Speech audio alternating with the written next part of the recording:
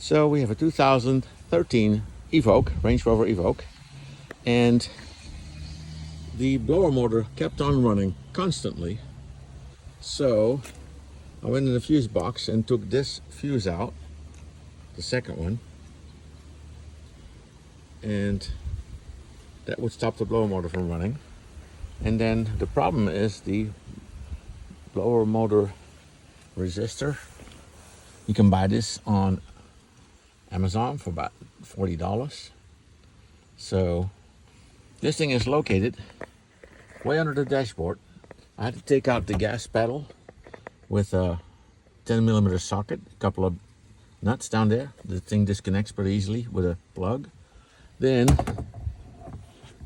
this thing is located way under there, up high, all the way back in the corner. Let's see if I can't see it, but I can feel it.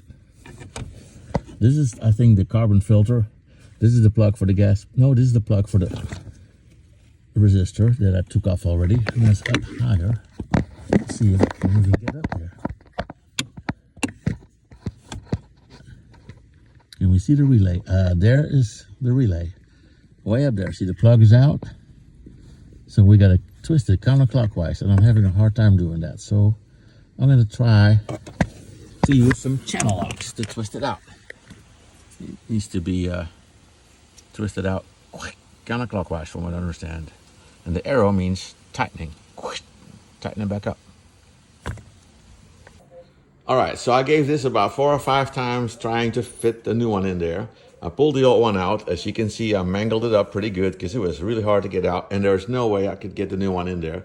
So I called the help of my magician, Josie, my daughter. This is actually her car.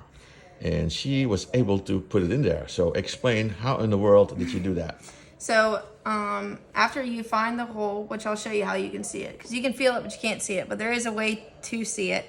It's difficult, but where I came into problems is when you do get it in there and it's on the hole, it's almost impossible to lock it in place. So once you get it wedged and it's near the hole, instead of, you would naturally think you need to put it in like this and then do like a full rotation to lock it in.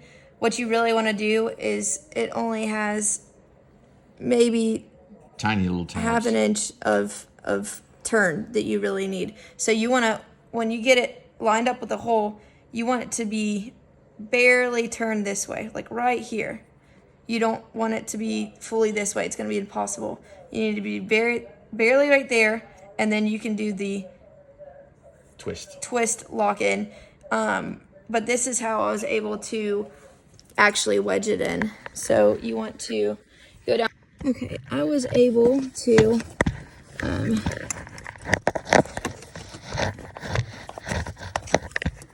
go between these two right here, between this thing and then this thing, and I went up higher to shove it in there.